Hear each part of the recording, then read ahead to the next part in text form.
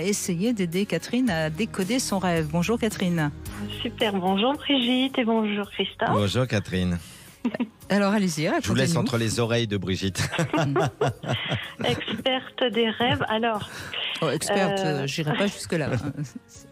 Je rappelle toujours que c'est vous qui devez interpréter votre rêve. Moi, je ne peux que vous guider. Voilà. Oui. Alors, en fait, je voulais vous parler de quelque chose qui est assez récurrent finalement. C'est des rêves où j'ai été amenée pas mal de fois à rêver que je faisais le ménage, du rangement. Bon, j'ai ma petite idée sur la signification, mais quand même, je range, je fais le ménage, y compris des WC quelquefois. Hein, c'est vraiment très avec moult détails.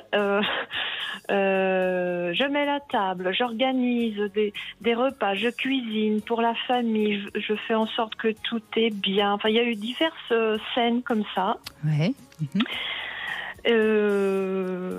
Grosse préoccupation du ménage quand même et du rangement.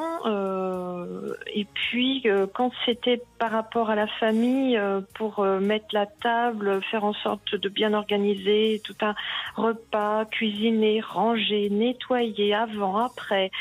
Mais la famille est bien,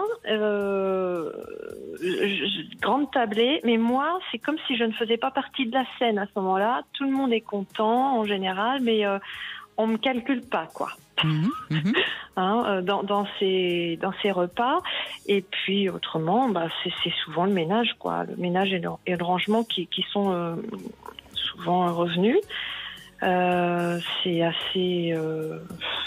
assez déroutant, même si j'ai ma petite idée, mais bon, la dernière fois, ça remonte au 1er juin, là, je me suis retrouvée avec un de mes cousins, un jeune cousin qui pourrait être comme mon fils, avec lequel j'entretenais une bonne relation par rapport au reste de la famille. Et on se retrouvait dans un camping où il me recevait. Il m'avait préparé une grande tente, et hop, je veux faire le ménage dedans. Voilà, j'ai noté ça parce que bon, je note mes rêves. Bien sûr, oui. Je voulais faire le ménage pour y installer des couettes, des choses qu'il m'apportait. Et puis après, on est sorti boire un verre. Et puis, ce que j'avais noté aussi, c'est que je le retrouvais dans différentes scènes et je le revoyais en petit enfant blond. C'était très attendrissant. Bon, ça n'a rien à voir avec le ménage, mais... Bon, non, voilà. mais ça a certainement un symbole important aussi, ce petit cousin. Alors, vous dites que vous avez une petite idée, donc forcément, je vais vous demander ce que c'est. Ouais, j'ai commencé à faire ces rêves de manière assez récurrente il y a un peu plus de 3 ans, oui. Et c'est au moment où les relations, enfin même peut-être, plus de 3 ans, au moment même où les relations que voulait entretenir ma famille proche avec moi devenaient de plus en plus malsaines. En tout cas, je m'en rendais compte. Et c'était de plus en plus insupportable. J'entrais, moi, dans quelque chose de désespérant. J'avais beau faire tout ce que je pouvais pour être loyale, juste et aimante. Je me rendais compte que c'était plus du tout possible de subir des assauts de violence psychologique. Et là, vous avez mis de la distance. J'ai coupé les ponts. Voilà. Bon. Ouais, j'ai coupé les liens. Alors, je crois, c'est quelque chose qu'on remarque parfois aussi dans les rêves. Quand on décide, par exemple, d'arrêter un sport ou d'arrêter un métier, ou etc., eh bien, le temps que l'inconscient accepte ce deuil, il y a des tas de choses qui font qu'on en rêve. Et cette grande tablée dont vous rêvez avec votre famille, c'est la nostalgie de ce que vous n'avez pas réussi à avoir. Mais je dirais que ça ne veut pas dire que vous regrettez d'avoir coupé les ponts. Moi, je trouve que c'est plutôt des rêves positifs. C'est-à-dire que vous êtes en train, tout doucement, de faire le deuil de tout ça. Moi, je les interprète pas comme quelque chose de négatif qui fait que vous auriez dû peut-être faire plus le ménage, ménage, vous auriez dû peut-être plus ranger. Au contraire, vous avez fait ce que vous avez pu et vous en êtes arrivé à la conclusion qu'il est temps de partir. Et ce qui laisse à penser que c'est plutôt comme ça qu'il faut interpréter ces rêves, c'est que quelque part, la seule personne de votre famille qui est encore avec qui vous avez encore des liens, il apparaît dans le rêve. Donc ça restera quelque chose d'important pour vous parce que c'est quelqu'un qui fait partie de votre famille avec qui au moins vous pouvez garder le lien. Oui. Alors, je suis complètement d'accord. Moi, je prends pas ça négativement. Au contraire, ça m'a fait même sourire bien des fois parce que je me disais, mais bon sang, qu'est-ce que ça peut vouloir dire? Et moi, j'ai pris ça comme un nettoyage intérieur d'une autre époque dont je devais laisser les traces derrière moi. Alors, oui, je n'aurais plus une forme de deuil, effectivement. Oui, je suis d'accord avec ce que vous me dites, ça me parle vraiment. Oui, je pense qu'il faut vraiment... Et c'est, encore une fois, c'est votre inconscient qui fait son boulot. Qui fait son nettoyage. Et qui fait bien son boulot, parce que quand vous ne rêverez plus de tout ça, c'est que quelque part, vous serez vraiment en paix avec vous-même et que vous aurez vraiment...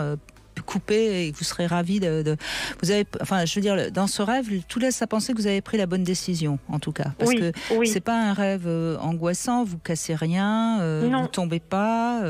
Alors bon, ok, il y a même les WC à laver. S'il y avait vraiment de la merde dans votre famille, il n'y a pas de doute.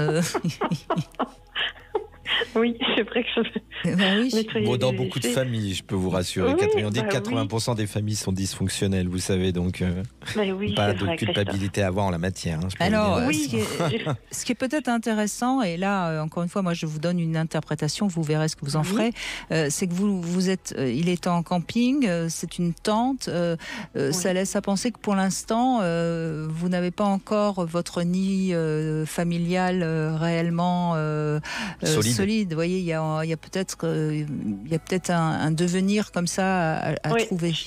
Oui, effectivement. Et je suis dans un moment charnière parce que je suis à mettre en vente mon logement pour quitter la région où je suis. Et je cherche maintenant parce mon que nouveau nid. La tente, on peut la déplacer et la replacer ailleurs. Donc, écoutez, donc si ça vous parle, c'est... Ah oui. Voilà, vous allez repartir vers un autre nid douillet, et puis peut-être que... Et alors, bon, ce petit garçon qui à un moment donné, c'est peut-être aussi un petit travail sur la petite fille que vous étiez, qui quelque part a forcément des blessures, et il faut peut-être un petit peu les écrire ou les retravailler, ces petites blessures. Enfin, voilà.